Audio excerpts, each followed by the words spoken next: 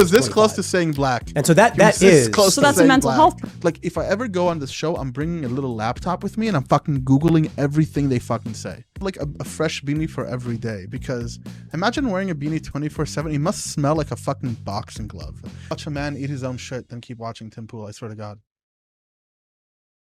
Tim Pool is a really, unique creature in my opinion, because he started out as like this Bernie bro, disaffected, independent news. We're fighting the good fight against big mainstream evil media, which I don't know if it's even a good fight, because honestly, mainstream media has proven itself. It really has proven itself to be a better purveyor of truth than independent media. Like, if we go back, I don't know, what year was it, 2016, 2015, right before the first election with Trump.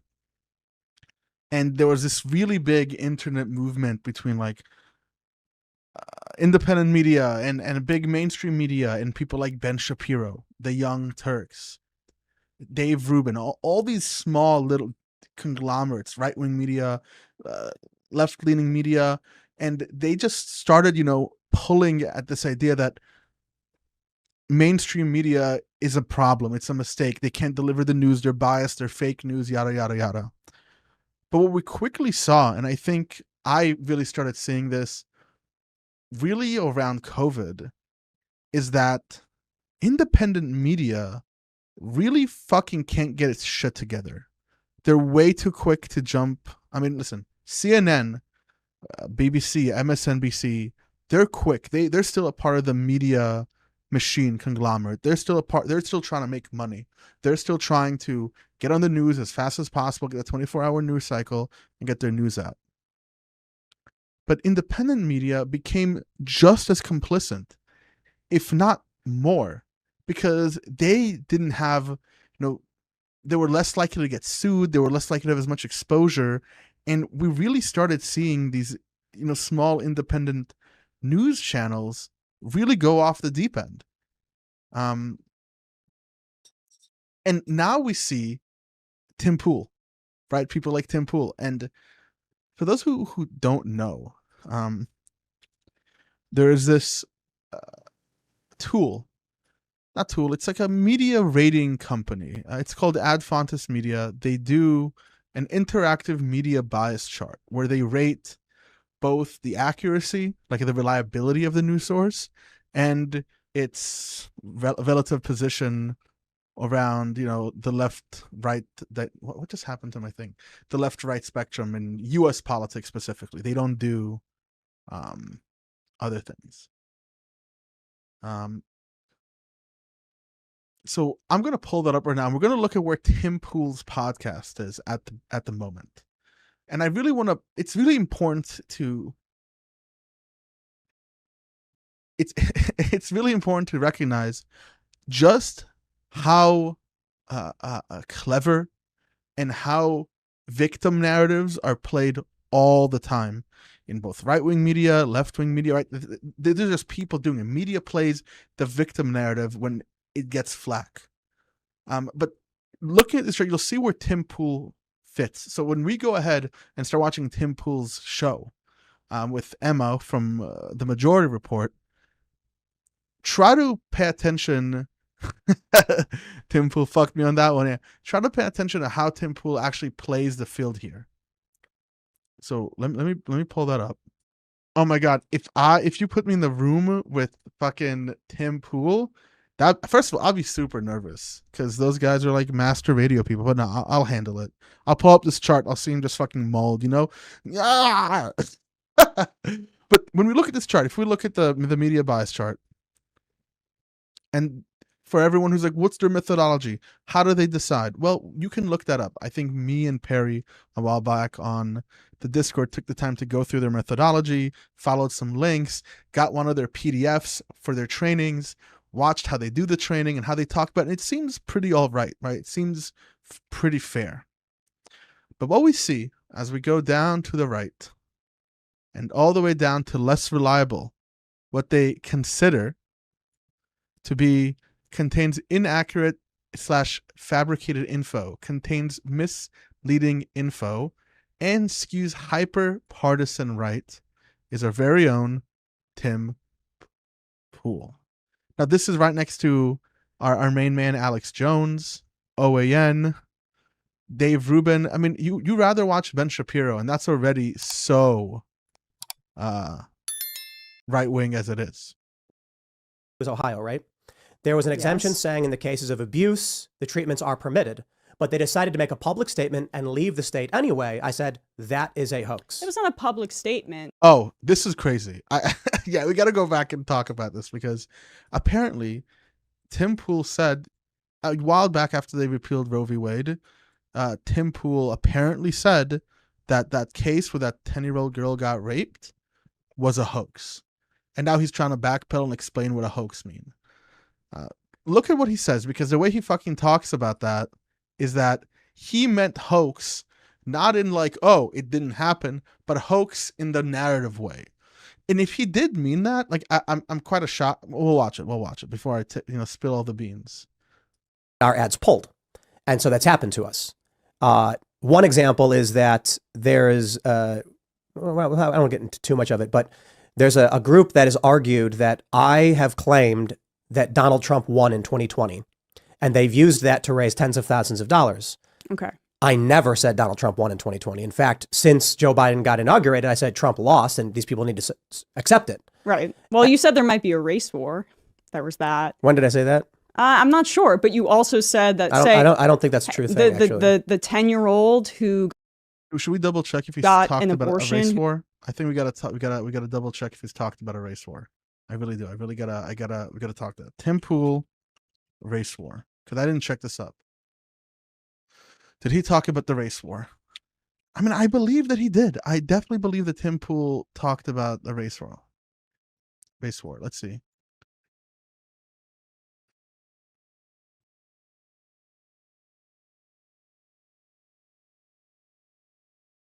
Blah, blah, blah. Did he talk about a race war at any point? No, we'll just look at this. I don't want to stop the video. But I think he did. who was talk raped. about You called race that a war. hoax. Have you retracted that statement? So there's very deep context to that. What we're talking about when But I that's say been hoax, proven. I mean, Right, charged. but so- the rapist so has been deep, the charged, context and is the so doctor deep. who provided the abortion fined. So this is a in really good Indianapolis. example of the problem in the culture war, I would say. See, you don't know what I actually said, because I didn't say what you're describing. You did. I just watched it last night. Right, and so what I said was the fact that they politicized this to win a political point is the hoax, not that the child was abused. How does that constitute a hoax, Tim? So, like, let's say there's what's a good example of this? Ahmaud Arbery. Ahmaud Arbery is a really great example, right? So here's No, I'm talking about this example though. The Right, one that I just brought up. So, right, if I can't explain to you that manipulating a story for political gain is the hoax, then I don't know What's what the else to say. manipulation? Oh man, this is an old story. I have to pull it up. I think the issue was that they were able to actually get the treatment in state, but because of the law, they decided to seek it elsewhere. And I said, that is a hoax. I didn't. That's the hoax, that because of the law, that's the lie, you mean to say? So two things are here. Either he's full of shit and he's just trying to fucking rationalize a way for his fucking brain to make sense of, oh, I said that shit's a hoax. Here's what I really meant. Or you need to take a step back, go back to the drawing board, and recognize that what you say on this podcast has an effect, Tim. What you say on this podcast fucking matters, and you got to get better at speaking. Take accountability. Say, no, I made the mistake. I wasn't clear enough. I used the word hoax when realistically, I should have never used the word hoax. That should have never been a part of my vocabulary in this moment. I should have never, ever used the word hoax when I was speaking about that, because hoax doesn't mean that. So you either, man up, or you're full of shit here. I don't understand. Where's the adult taking responsibility? Where is the, I really have a bald head, but I keep wearing a beanie energy that we're all, waiting for? Man, you're going bald. Own it. Take your beanie off. You look like a dumb skater boy. Say that it was a hoax that the girl was abused. I said, if They could have sought treatment in state under the exemption. I think it was Ohio, right? There was an exemption saying in the cases of abuse, the treatments are permitted, but they decided to make a public statement and leave the state anyway. I said, that is a hoax. It was not a public statement. Well, but that's my point. No, rape and incest exemptions are non-actionable. This is like well documented with abortion activists. How long do you think it takes to prove a rape or incest case before you're able to use that carve out to actually get an abortion? That's a really good point. That's a really good point. How long don't I have to prove the rape? Don't I have to prove the incest? Then how far along am I in the pregnancy then? How far along am I in my ability to terminate the child? Because even though abortion is pro-choice, and we have abortion in this country in a way that's between the woman and her doctor, doesn't mean women want to abort a baby at 3 months. Doesn't mean women want to abort a baby at 6 months. What makes this country great is our liberty. It is the ability of your morality or your perceived religious morality in this case. It very much is, and people might get mad at me. But yeah, this boils down to some religious or metaphysical notion that the life of a fetus even matters to begin with, right? And I don't want to get too far into this, but I really do believe that the whole when does life begin argument simply exists as a way to justify that, oh, because all life matters, the moment it's alive, it matters. They're not arguing when it begins to be alive, you're arguing when it should matter. Because there's a lot of people out here who don't give a fuck about many other forms of life, who don't give a fuck about homeless people, who don't give a fuck about veterans, who don't give a fuck about tons of people who are dying all the time in the street, but we don't see life matters. Abortion is a specific issue where life matters because you're drawing the moral point at life. That's where you're drawing. You're drawing it at the life moment. But that's a good point because it does take a while to prove someone raped you. And some women don't want to do that. You know, it's not, you understand the point. You guys get it. You guys are smart. You have smart people. Depend on how the law is written. Do you have to prove it, or does it have to be alleged? I mean, first of all, let me just answer that point real quick so we can clarify the thing on. Sure. I never said it was a hoax that the girl was abused. Okay. That is incorrect. But honestly, this is a part and parcel of what you do is you put that kind of statement out there and then you put caveats in to protect yourself. Like saying that someone manipulating a story for political gain is a hoax. It's not a manipulation. That is the kind of thing that's going to continue to happen as abortion restrictions happen throughout the country. It was a particularly egregious example used to shine light on broader restrictions on abortion in this country. I mean, it's an opinion, but you haven't retracted it. It's false. It's not false. If there is a story and the story is exaggerated or manipulated in an effort to sway people into believing one political faction over the other, you are engaging in a hoax. I mean, isn't that what you guys do when you post like extreme videos? Let's define. Now he's playing this definition rule. Let's define hoax.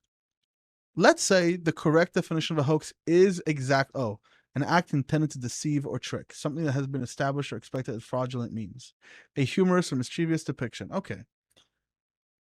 An act intended. Did it intend to deceive or trick anyone when they said that she was going to another state where she can get an abortion? Because as Emma just said, you have to prove the rape. You have to prove the incest.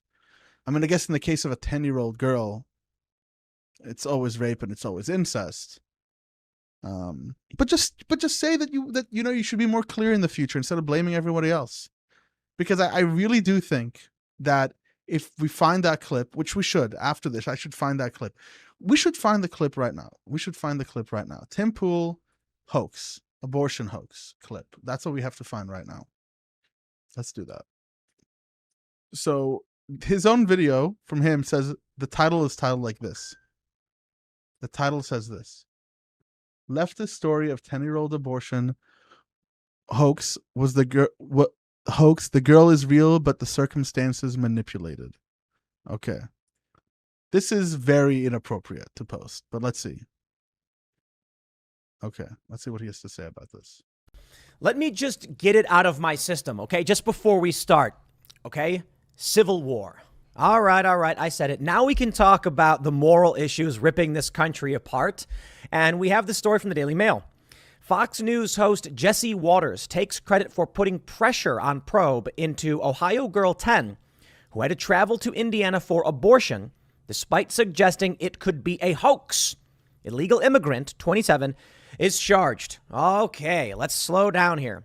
As the story goes, there was a viral, I think it was a tweet, where a doctor said that a 10-year-old girl, 10, had been, had been raped. You know, I'm just not going to sugarcoat it. And had may have been raped. But I just can't stop thinking, do you think he wears this beanie all the time? Or does he have like a fresh beanie for every day? Because imagine wearing a beanie 24/7. He must smell like a fucking boxing glove. I can't imagine what I want to go in and be like, can I smell your beanie? Like that would be the first thing I want to ask him, is if I can smell his fucking beanie to see if it smells like a boxing glove. That's all I can think of. become pregnant, lived in Ohio, and was forced to travel to Indiana to receive an abortion. The story went viral, but the story had no backing. The story had no sourcing. So, I mean, for me, I looked into it, saw nothing, and said, I don't know. I don't see anything there. I don't talk about it. When the Covington Catholic stuff happened and those videos were going viral, I was like, I don't know. So I don't talk about it. I have nothing to say. I'm not fact checking it. I'm not debunking it. I'm not pushing it. I'm not agreeing with it. I don't know until there's more evidence and something definitive can be said. Now, of course, you could do what Jesse Waters did. He said, here's the story that's going viral, and there's no evidence of this. He brought in the AG of Ohio, was David Yost, to talk about this, David Yost, and he said there's no evidence of this. It's crazy. Well, now we do know several things. There's a man named Gerson Fuentes, 27, an illegal immigrant. He's being criminally charged. Okay. Apparently, I've heard some stories that he abused this little girl more than once. Now we're hearing this. Before the story was confirmed, at least to the degree it is confirmed, David Yost said the little girl did not have to leave Ohio for an abortion because Ohio has exemptions for this. Okay. Does it? Look, I'll put it this way. The little girl apparently was 6 weeks and 3 days pregnant. Little girl, 10 years old. And the argument is a medical exemption because a 10-year-old cannot possibly sustain a child, a pregnancy. Okay, so even though he says this is what the hoax was, Emma's right. Emma's 100% right. I'm reading it right now. Ohio's abortion laws language is too vague to be certain it would have applied to a 10-year-old rape victim. And doctors were not willing to do the procedure without first, asking lawyers and stuff, so the parents went to a different state. So it wasn't a hoax. None of the story was a hoax. It was the anti-abortion law literally did lead to that. It seems like, Tim Pool fucked me on that one, That's just what's going on there. So yes, he was unclear with his language, as I thought. Very unclear with his language. He said when it happened, I didn't say anything. There was no evidence for it, which is fair. That's not the worst thing to say. But he didn't do his due diligence. He read an article and went over it and moved on. Crime and things like we that. We don't do that. What are you talking about? I mean, you respond to videos that are taken completely out of context, isolated instances. I don't think you watch the show because that doesn't sound I like mean, what we I do. do a little bit. No, you don't. Because we don't do that. Yeah. Yes, you do. Well, that's not true because we don't do that. In fact, one of the points we make specifically is... But why is it that Ad Fontes Media puts you as hyper partisan right and low information propaganda? Is that just an accident that all these other news outlets, like I just went on PolitiFact and found news about Tim Pool? This can't be an accident. Now, while I don't live in your head, Tim Pool, or anybody else's head, I can't say what your intentions are, but this is what your actions are. This is how the other journalists and the world perceives you for those exact mistakes you keep on making. You show subway crime to talk about all these inflated crime numbers. Crime is down in New York City in 2023 by every metric. Down compared to what? Down compared to 2021 and 2022. Don't change the subject, right? You accused us of publishing videos we don't publish. If it's down in compared to 2021, and there was a giant year-over-year increase from 2020 to 2021, then you're talking about something that's down. It wasn't giant. It was a small bump from the pandemic. A 47% increase in homicide in the city of New York is not a small bump. Homicides have been on a precipitous decline since the... So when she says small bump, is if you look at trends for the last 20 years, it was a small bump. Okay, that's just a fact. So to go ahead and if Tim Pool was saying New York City and someone lives in New York, it's just crime everywhere. It's terrible. It's not. It's not. New York City is one of the safest cities in the world, in the country. You can go to it. You're going to be fine. But just don't be an idiot and don't ride the the A line, the A train coming in from the Bronx or going to the Bronx at like 4 a.m. in the morning by yourself, especially if you're like a girl. Like, don't be dumb, don't do that, but you'll be fine if you're in New York City and you're traveling around. Like, the crime isn't horrendous.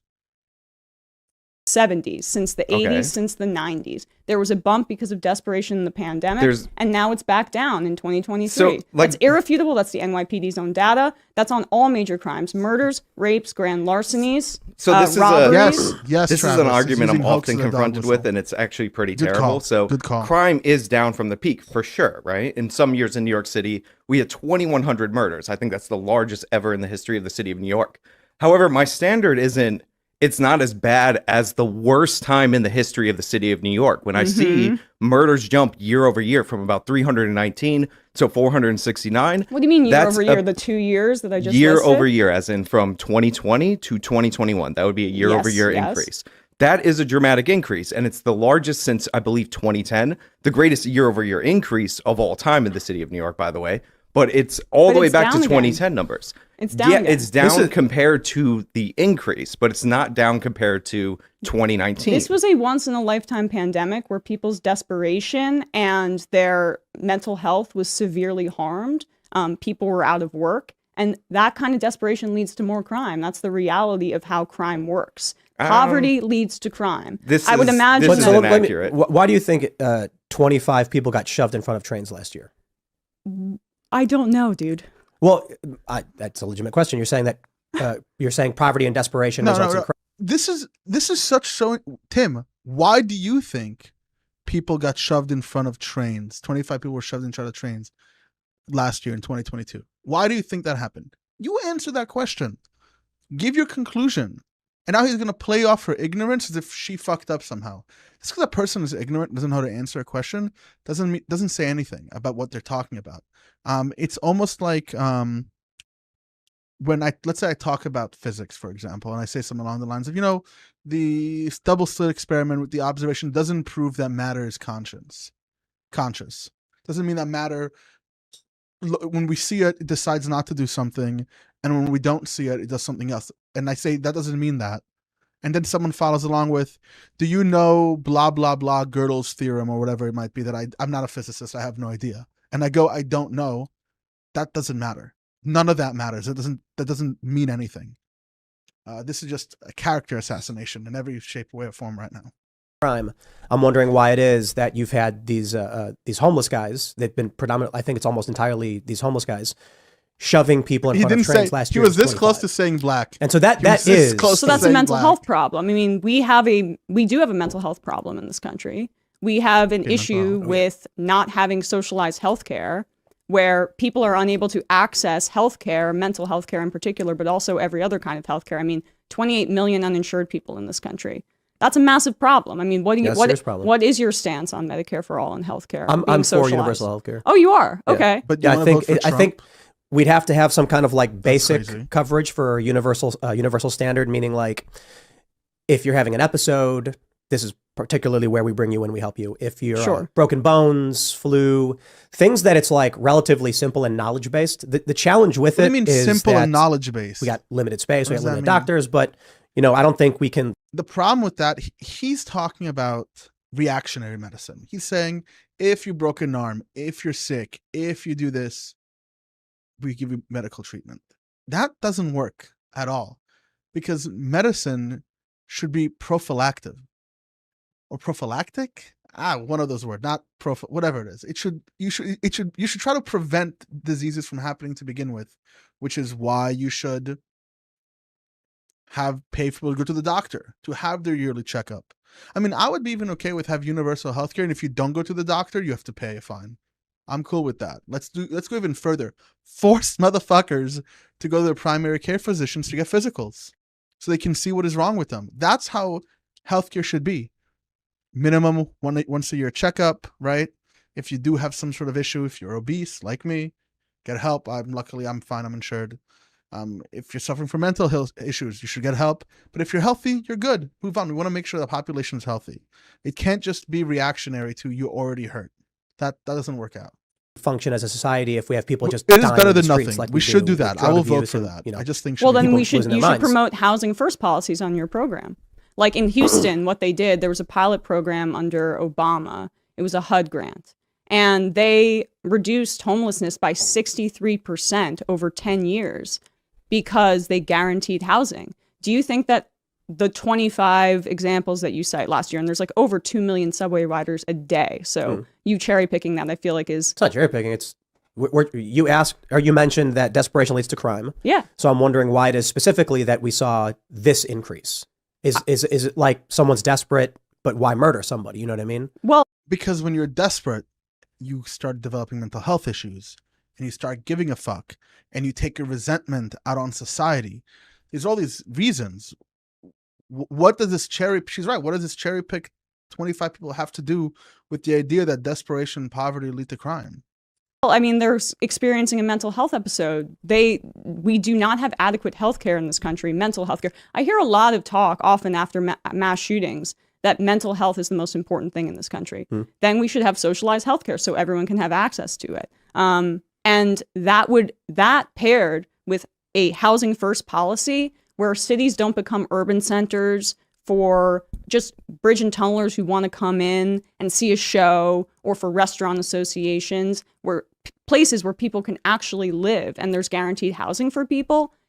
If we were able to do that, we would be able to drastically reduce the crime that you guys are talking about here. So when you're talking about poverty leading to crime, like what is that based on? Because after Prohibition was repealed, all of human history, during the Great Depression, crime fell. During the Great Recession, people with your line of thinking thought we would see a crime spike nationwide. It didn't happen. You could actually look at the crime wave if you wanted to pull it up. That didn't occur. And that was the largest recession in the history of this country since the Great Depression. So what we've seen throughout American history is poverty not leading to crime. What we actually see is the opposite, that crime drives areas into poverty.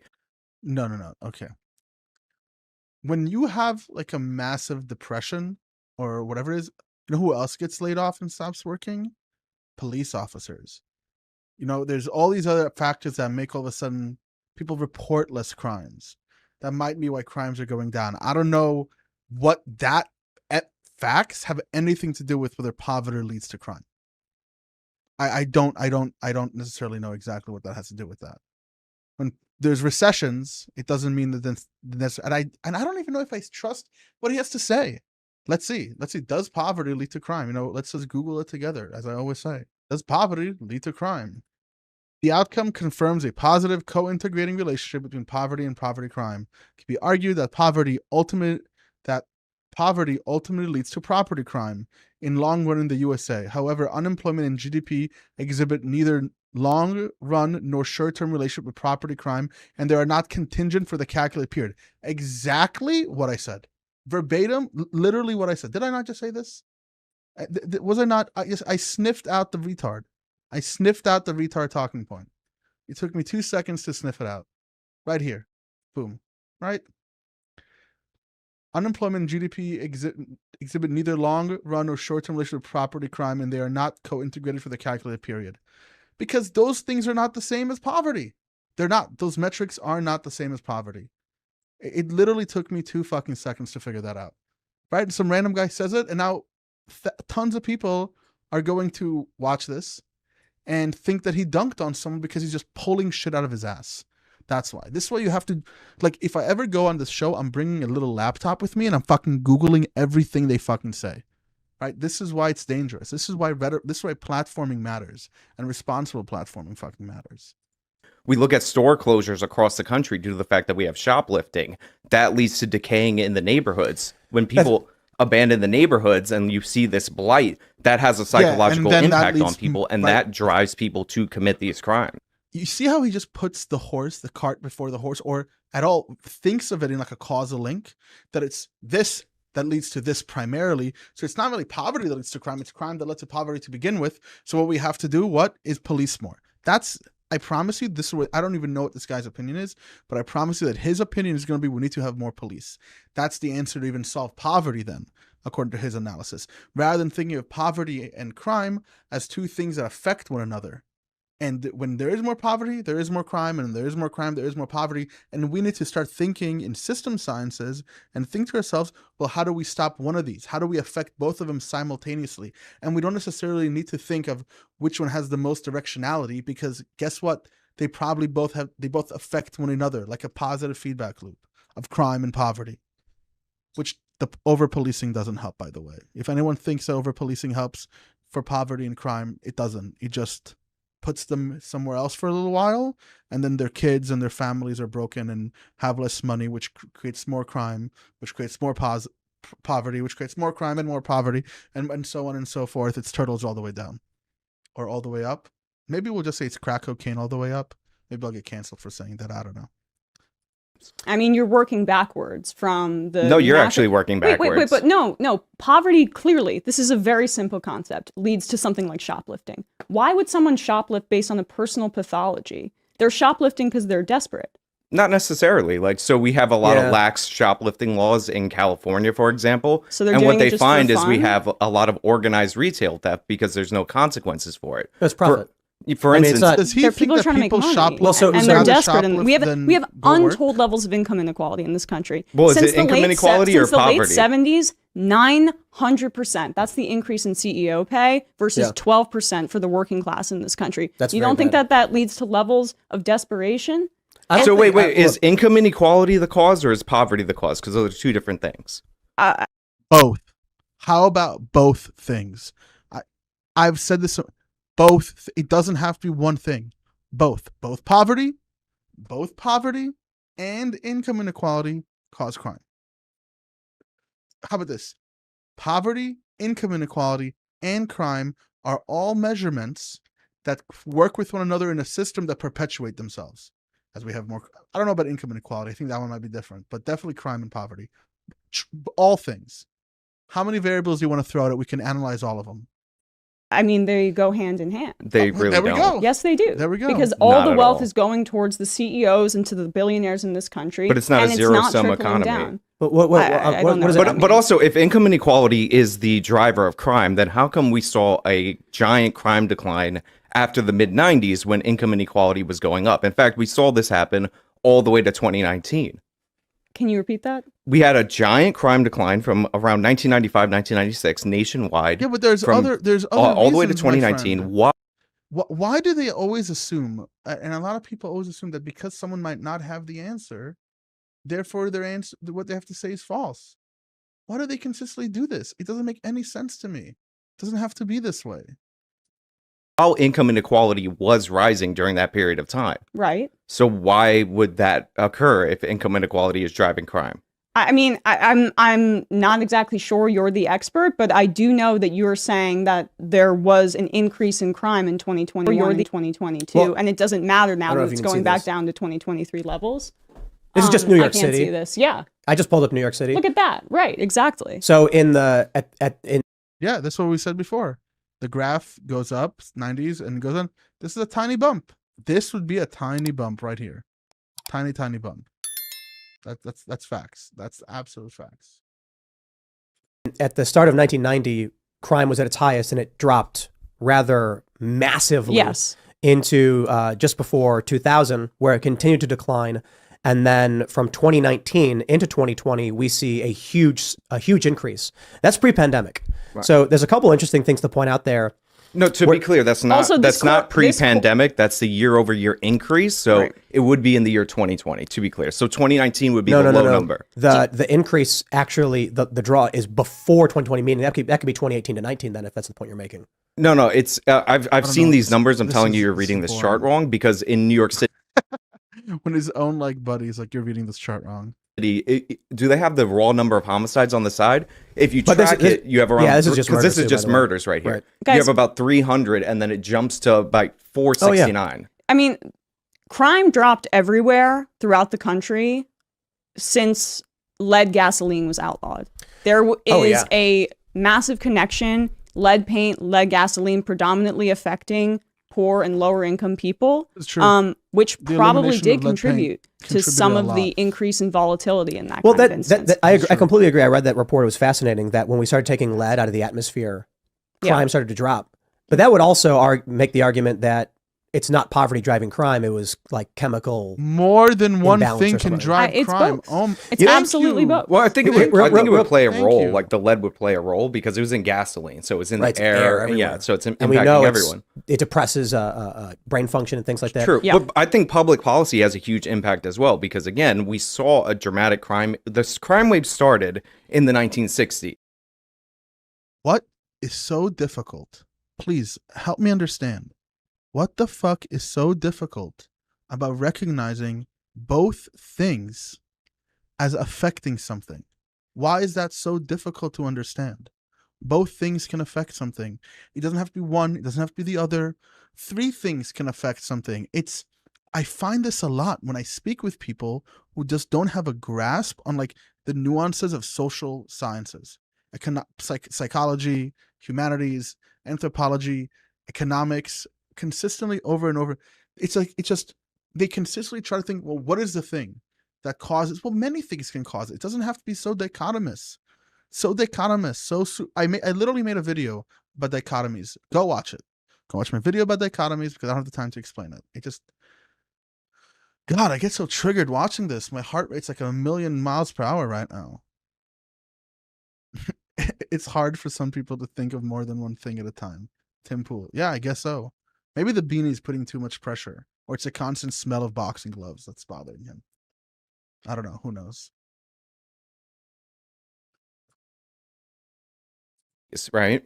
And this is when we started embracing this idea that poverty was the root cause of crime, that this was more the realm of the social workers, all things that sound really familiar to today. And from 1960 all the way to 1979, the incarceration rate, even though in raw numbers it was rising, was dropping per capita. So we saw this crime increase, and what you would end up getting in 1979 for murder on average was something like 5 years. For rape, it was something like 3.4 years. And obviously, like, this created a problem because we just weren't prosecuting people. This is why we ended up going with a mass incarceration solution, which, by the way, did work. And all these other policies to get tough on crime. You laugh, but you're definitely wrong. It worked, but we also have the most amount of people per capita imprisoned in this country. Yeah, you take all the criminals off the street, and what do? You put them in a house, and they fucking do their drug dealings and drug dens in there. That's bad. I can't believe someone just said mass incarceration works. My mind is fucking, I'm on another planet. Incarceration. We incarcerate more people than any other country. We have the highest rate of violent crime for any modern Western country. I mean, I don't have that statistic in front of me, but we still... So how does that connect to the mass incarceration point? If it worked, then what does the violent crime rate have to do with it? You just want to warehouse more people? No, I didn't say... When I say it worked, we started expanding the prison population seriously in the 1980s to the 1990s. If you go to the Brennan Center for Criminal Justice, which is a left-wing organization, they say post the year 2000, mass incarceration lost its effectiveness.